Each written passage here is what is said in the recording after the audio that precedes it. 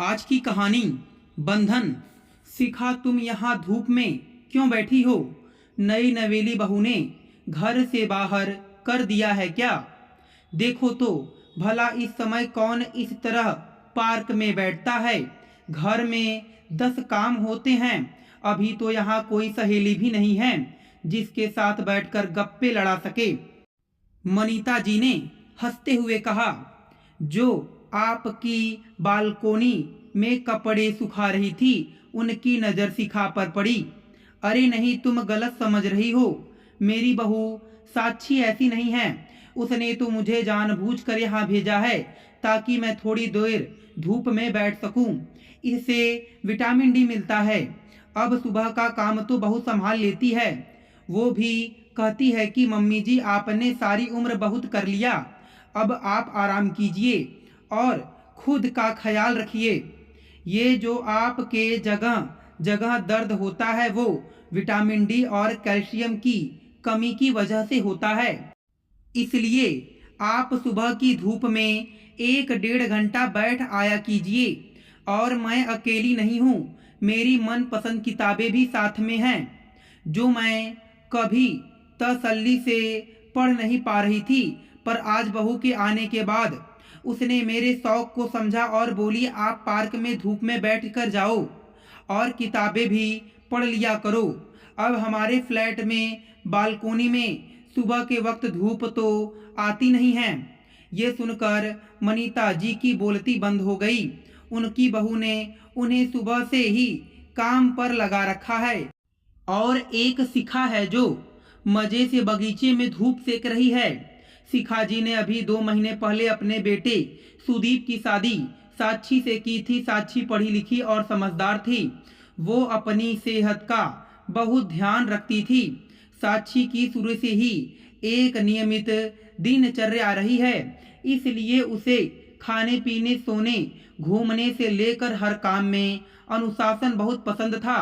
वो खुद भी बहुत सुबह उठकर घूमने जाया करती थी। इसी वक्त शिखा जी पूजा करती थी, इसलिए साक्षी के जोड़ देने पर उन्होंने हाँ भर दी। पर वो बहुत जल्दी नहीं मानी। कभी दूध वाला आएगा, कभी प्रेस वाला आएगा, कभी फल वाला तो कभी सफाई वाला। तो इन सबसे कौन काम को कहेगा? तो साक्षी ने भी हाँ की। मम्मी जी, आप ये सब जिम्मेदारी आप मुझ पर छोड़ दीजिए।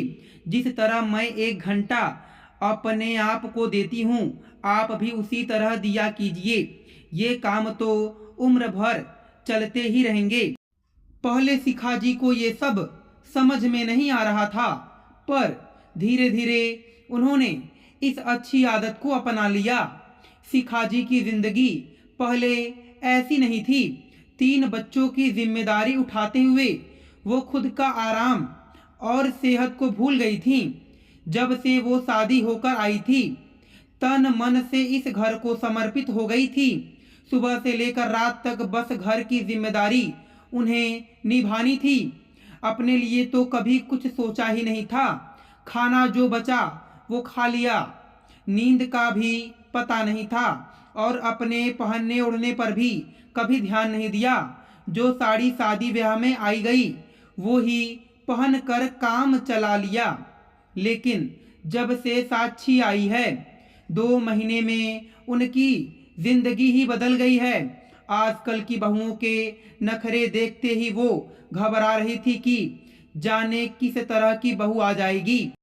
आजकल की पढ़ी लिखी लड़कियां वैसे भी सास ससुर की परवाह कहाँ करती हैं। उन्हें तो बस अपने आप से ही मतलब होता है, अपने पर ही ज़्यादा ध्यान देती हैं। जब साक्षी दुल्हन बनकर आई थी तो शिखा जी थोड़ी सी सहमी हुई थी, क्योंकि उसे साक्षी के साथ ही रहना था। पर वो ये सोचकर भी घबरा रही थी कि उनकी और उनके पति सुरेश जी की आदतों की वजह से कहीं बहू नाराज न हो जाए। सुरेश जी को बार बार चाय पीने का बहुत शौक था, जो शिखा को घर के बने पकवान पसंद थे। वो झट से कोई भी मिठाई या नमकीन घर पर ही बना देती थी। आजकल की बहुओं को ये सब फालतू काम ही लगता है। शिखा जी का भी वही हाल था जो उनकी बड़ी बहन कलावती जी का हुआ था। वो भी बड़े चाव से बहू लाई थी, पर बहू ने आते ही कुछ महीनों बाद ही झगड़ा शुरू कर दिया था। घर की हर चीज पर अपना हक जताना शुरू कर दी और कलावती जी और उनके पति के खाने पीने में कटौती करने लगी थी। चाय भी मांग लेते तो चाय भी बड़ी मुश्किल से मिलती थी। कुछ और महीने बाद उनका घर से बाहर आना जाना ही बंद करवा दिया और वो लोग बीमार ही रहने लगे थे। बहू का उन दोनों की बीमारी के इलाज पर भी पैसा खर्च करना पसंद नहीं था। बेटे ने समझाना चाहा तो उसे भी दहेज के लालच में जेल भेजने की धमकी देने लगी। बेटे की गृहस्थी बनी रहे इसलिए दोनों सब चुपचाप रहते थे। जब कलावती जी अपनी छोटी बहन शिखा को सब कुछ बताती थी तो उनका दिल भी दहल जाता था। वो बहू नाम से ही डरने लगती थी। कलावती जी उन्हें हर छोटी बड़ी बात बताया करती थी और आखिर 2 साल बाद ही दोनों सास ससुर को उनकी बहू ने वृद्धा आश्रम पहुंचा दिया। ये सुनकर शिखा जी के रोंगटे खड़े हो गए थे। सुदीप और साक्षी जब हनीमून से लौटे तो साक्षी ने आते ही घर संभाल लिया। वो रसोई में भी अच्छे से सब काम कर लेती थी। एक दिन सुरेश जी ने दोबारा चाय बनाने को कहा तो साक्षी ने कह दिया, पापा जी अब आपको दोबारा चाय नहीं मिलेगी। ये सुनते ही सुरेश जी और शिखा जी का चेहरा फीका पड़ गया। उन्हें अपनी बड़ी बहन कलावती जी का चेहरा नजर आने लगा। तभी साक्षी आगे बोलती है, पापा जी आपको पहले से ही हाई बीपी डायबिटीज तो है, ज़्यादा चाय आपको नुकसान करेगी। आप चाय की जगह हर्बल टी और ग्रीन टी पिया कीजिए। शुरू में आपको इनका स्वाद पसंद नहीं आएगा पर धीरे धीरे यही चाय आपको अच्छी लगने लगेगी। आपकी चाय की लत भी छूट जाएगी, सेहत में भी सुधार होगा। मैं खुद आपको कल से ये चाय बनाकर पिलाऊंगी। साक्षी के मुंह से ये सुनकर दोनों को अच्छा लगा। उन्हें लग रहा था कि कहीं बहू उनके खाने पीने पर रोक तो नहीं लगा रही है। अगले दिन साक्षी ने उनको सुबह की चाय बनाकर दे दी और दोबारा मांगने पर अदरक नींबू वाली ग्रीन टी बनाकर पिलाई तो उन्हें बहुत अच्छी लगी। धीरे धीरे उनकी चाय की लत भी छूट गई, बीपी और डायबिटीज भी ठीक रहने लगे, सेहत में भी सुधार हो गया। देख लिया, सभी बहुएं एक जैसी नहीं होती हैं। हमारी बहू तो बेटी बनकर हमारा ख्याल रखती है, उसे हमारे आराम की भी चिंता है और सेहत की भी चिंता है।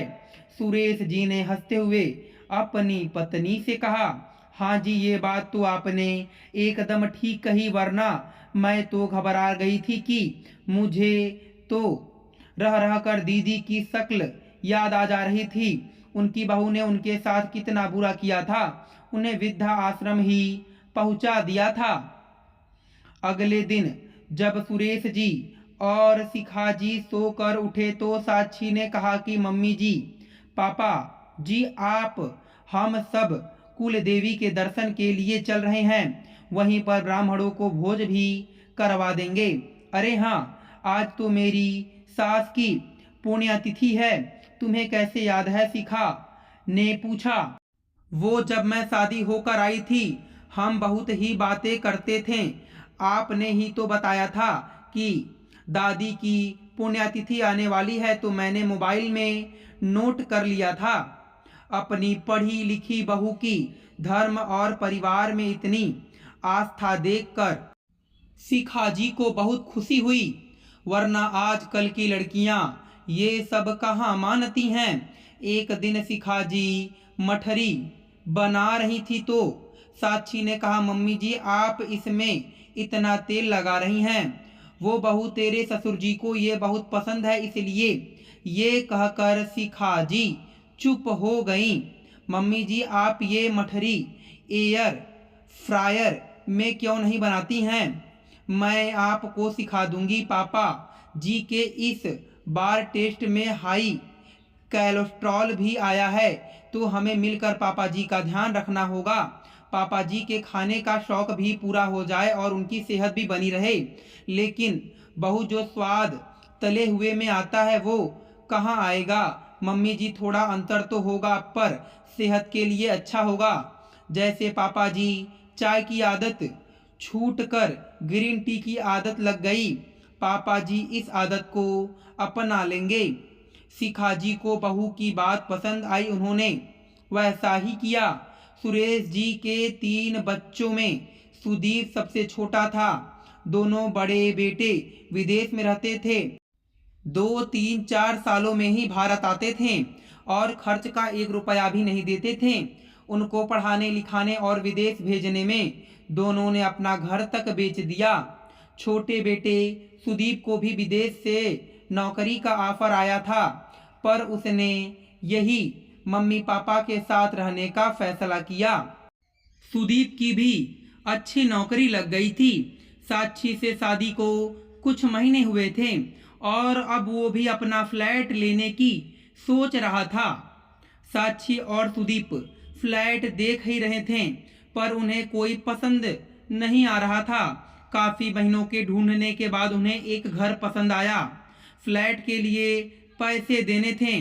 कुछ पैसे सुदीप ने अपनी सेविंग से लगा दिए थे और बाकी के पैसों का इंतजाम नहीं हो पा रहा था।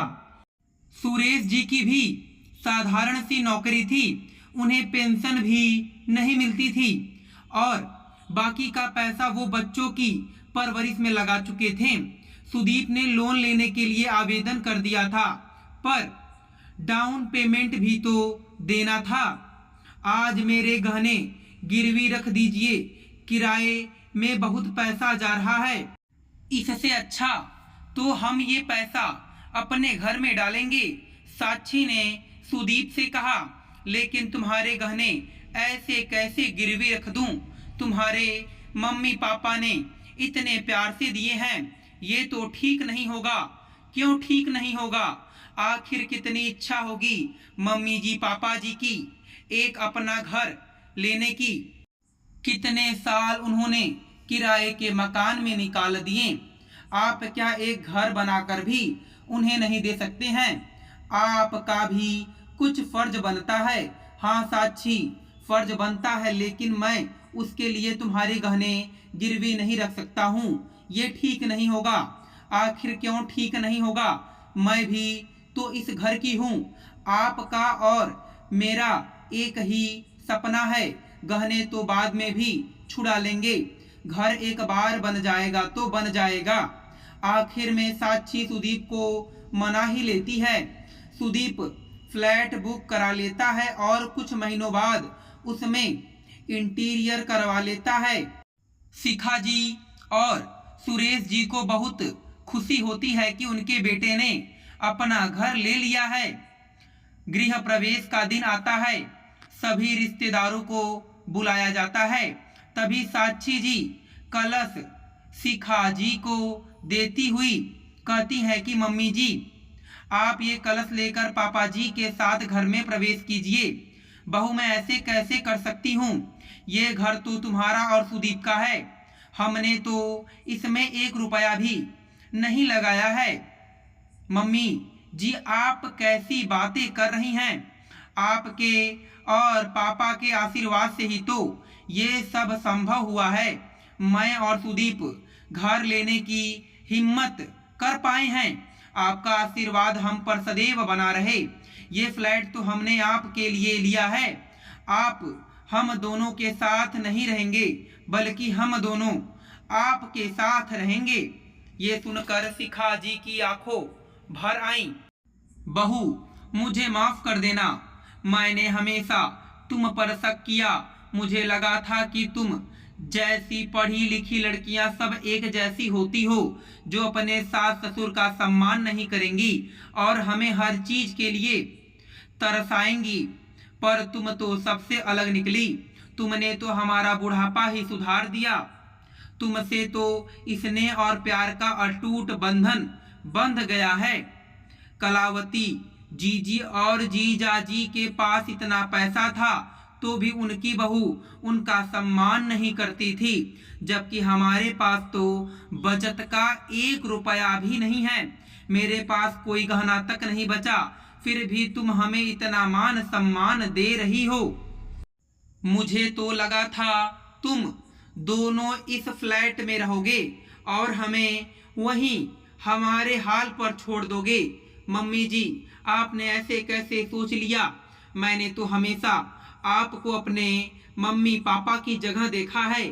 कोई अपने मम्मी पापा को छोड़ता है क्या? आपको मेरे व्यवहार से ऐसा लगा क्या? मैं तो आपका और पापा जी का ध्यान रखती आई हूँ। और वो नेम प्लेट देखिए, इस पर पापा जी और आपका नाम लिखा हुआ है। नेम प्लेट देखकर शिखा जी को विश्वास नहीं हुआ।